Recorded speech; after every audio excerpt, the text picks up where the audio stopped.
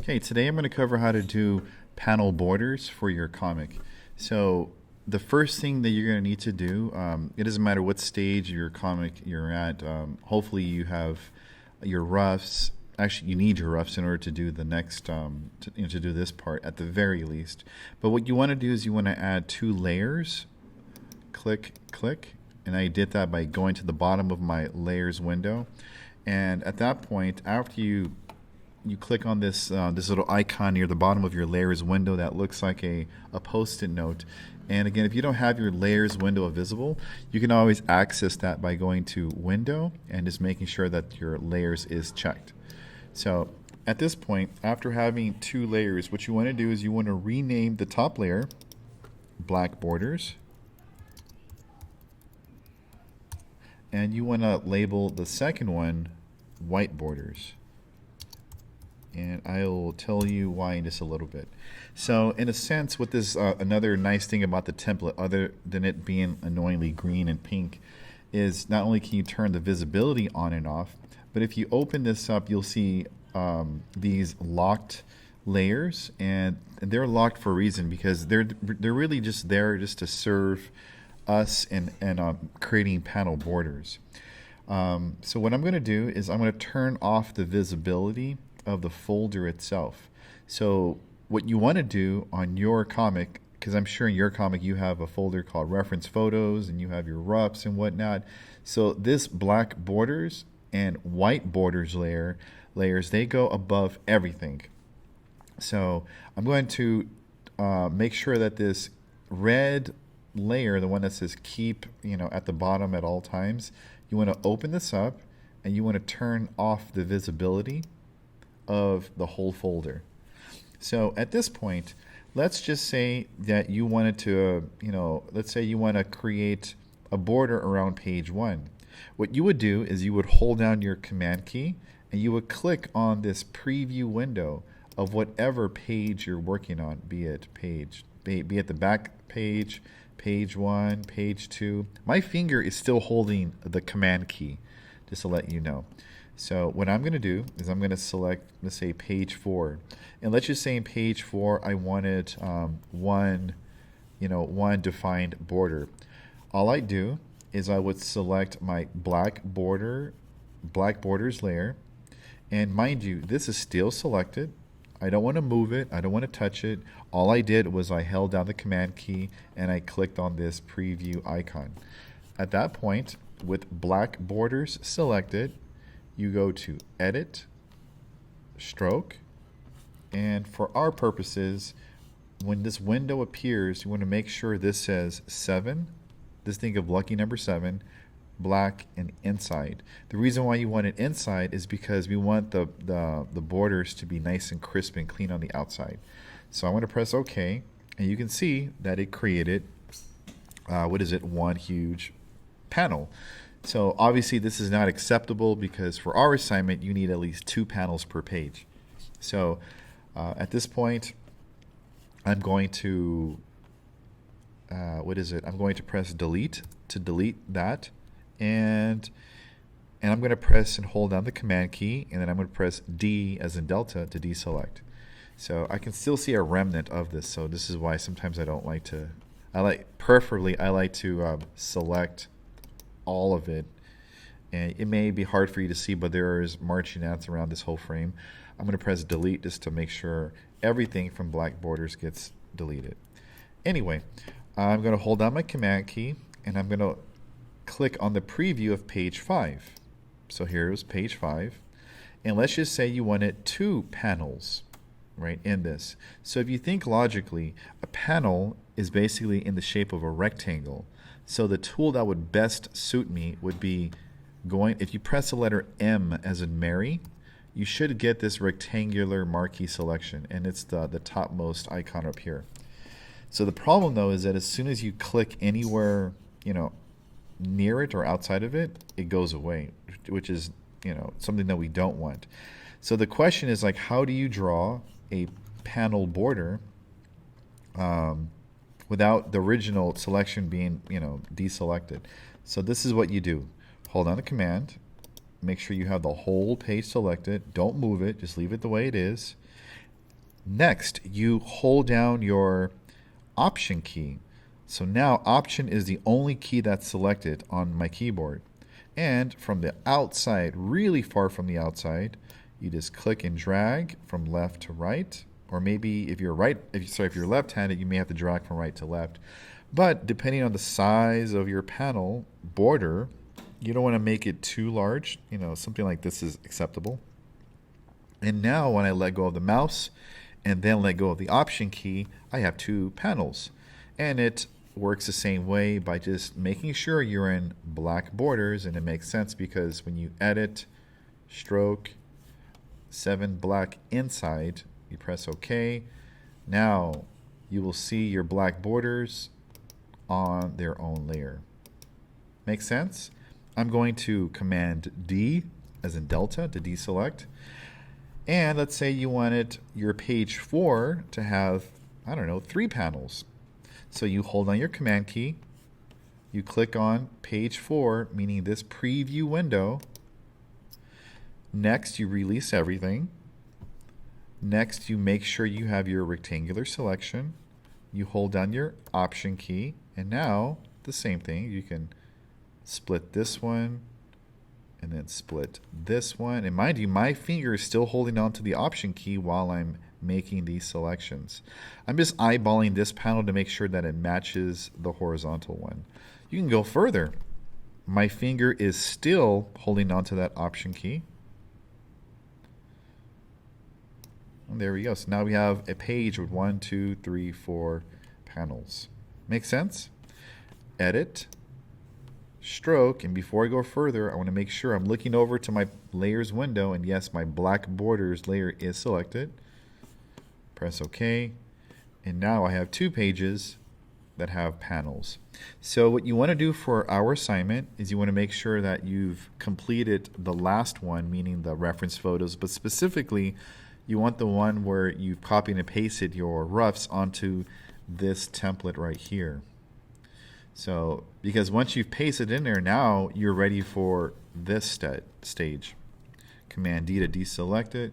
So let's just say, for example, like you no longer want this border, or let's say you made a mistake and oh no, like the border is supposed to be lower, for whatever reason. I find it easier just to make sure you have black borders. Select it. Ask yourself, what shape is this overall? This is a rectangle in it, and I do have that selection. So using the rectangular selection tool, I select the page that I don't want, and then just press delete. So this is the border that I need to redo. I'm going to Command D to deselect it. After that, I'm going to hold down the Command key. I'm going to reselect page 5. And now I can hold down the Option key afterwards. And let's say I want my border to be a little lower.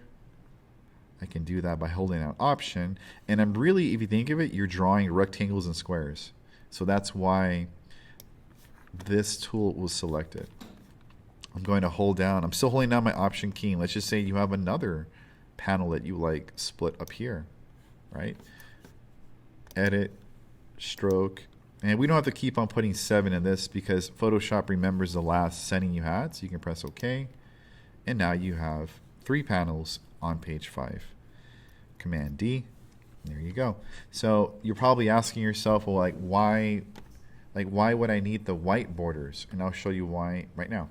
So if this belongs on top of everything, I'm going to add a new layer. Eventually you will have, it depends what your style is. Maybe you want one layer with all your nice line work. Maybe you want, 8 layers, each one for a page. I don't know how you work, but in my case, I'm just going to test it out with one. I'll just do like a drawing. Let me undo that, Command Z.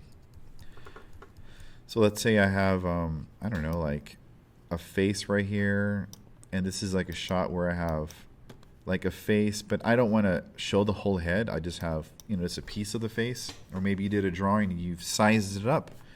So this face is on its own layer. You see that? So let's say that this will be a problem, is having your art go inside the border. Now think of it this way. If I zoom in to this page 5, and I'm going to zoom in just a little bit closer so you can really see this. What I'm going to do now is I'm going to select white border. So here I have white border selected. And if I think logically, this border is rectangular. So I'm still going to use this key, which is the M tool as in Mary, and I'm going to draw literally right on top of the black line. I'm going to click and drag an entire rectangular selection, and I'm going to go to Edit, and I'm going to fill that selection with white. Contents white. I press OK. And now, if you think logically, you have a white rectangle covering a piece of this artwork here down below. If I turn off, let me see, if I remove my background, you can see that white rectangle. So you're probably asking yourself, why would he draw that on top of the black border? The reason why I did that is because my black border is bigger, it's thicker than it is my my white border, so it'll naturally cover without like any piece, without any piece of the art like showing through like that. You see how it's showing through? So when you're doing your white borders, what you do not want to do is you don't want to take your rectangular selection, you don't want to be so precise, like I'm going to be right on that edge, because you probably won't be able to fill it in like as accurately. See, there is a little piece of red showing there, and I don't know, like if you're trying to go on the edge, that's just a lot of work that you don't need to do. I don't know if that makes sense. So I personally don't do that. I just I just have a nice workflow where I just want to make my life easier. So it's, if I have a 7-pixel border, I can go right in the middle. When I do this fills and draws, I always look to my right to see that my correct layer is selected. And I can just fill this with white, and there we go. So your next question is like, oh, mister, what if I have a piece of my art showing on another panel that I don't want to happen? So this is where it gets a little bit more sophisticated. So if this is a little bit too challenging, then you can, omit this idea. But I think it's a nice little trick to know. Obviously, my red face is here. I can see a little preview of it right here. I can turn this eyeball on and off. I'm going to rename this red drawing. It's always a good idea to rename your layers. At the bottom of your layers window, you have this little thing that looks like a TV or like a camera. It's basically a square with a hole punched out in it. If you click it, what it creates is a mask. And it took me a while to figure out how masks actually worked. But just think of it this way. You just ask yourself, what color is this? It's white. The next question you should ask yourself is, what's the opposite of white? And then if black popped in your head, you're correct. If you chose your brush tool and you made sure you had a black color, and my brush size, I'm using my bracket keys, that's a nice size. What you can do is you can actually paint. I know this is kind of counterintuitive, but if you paint with the opposite of this color, you will cover it up without actually erasing it. Now, why would you want to do that? Well, it's because what if you were to move this around? It would really suck, right? If you erase that part and you realize, oh man, like I should have made space for something else, but now you have this missing artwork if you deleted it. But since we use this mask, you just ask yourself, well, what would be the opposite color that I painted? Well, the majority is white, so that's exactly what I'll do. I'll grab my B for brush, make sure I have white on as a foreground color, and I can just paint. See, look carefully, a brush with white, and this is selected. Okay, just be careful. How do you know it's selected? Because you'll see these white frames. Let me click on something else. You see how the white frames are gone? Or even on this. See, the white frames aren't here. You got to make sure you're on the mask. Okay, so with the mask selected and with a white color, you can paint back in your artwork that you previously hid. So that's masking is a really nice trick to know. I'm going to zoom out. So let's see, 5, 4. Let me do page 3. So for those of you who are interested in doing action scenes, which is like what is it, a panel that has diagonal selections. I'm going to turn on the white so you can see this easily. So if you want to do diagonal panels, then the tool that I would recommend is your it's inside of your lasso, but it's this middle polygonal lasso tool. So this works the same way. Just think of 5 clicks.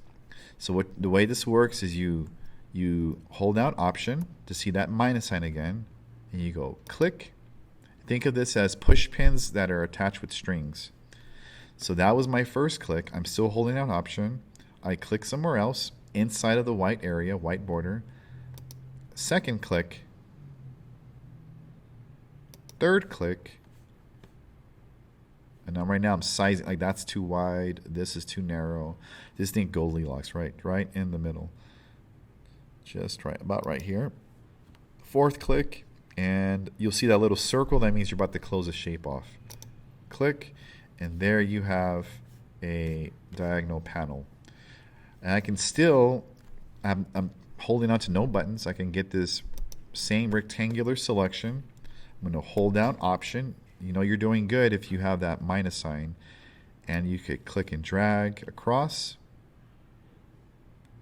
I'm still holding down Option. You can split this up even further. But I wouldn't really get too crazy with these, like, you know, because it's a little bit challenging to put stuff in here unless it's like a close-up or whatever. And it works the same way. So before I go to edit and do what I need to do, ask yourself, am I or are you on the correct layer? See, it's easy to get lost and do the stuff and then do stuff on the wrong layer. Black borders is the correct layer. Edit, stroke, 7, and this is picking up from what's over here, so we want to make sure we change this to black. 7, black inside, press OK. Command D as in Delta deselect, and if you zoom out, we have a nice multi, you know, was it paneled pages, 3, 4, and 5. I hope that was helpful. That's it.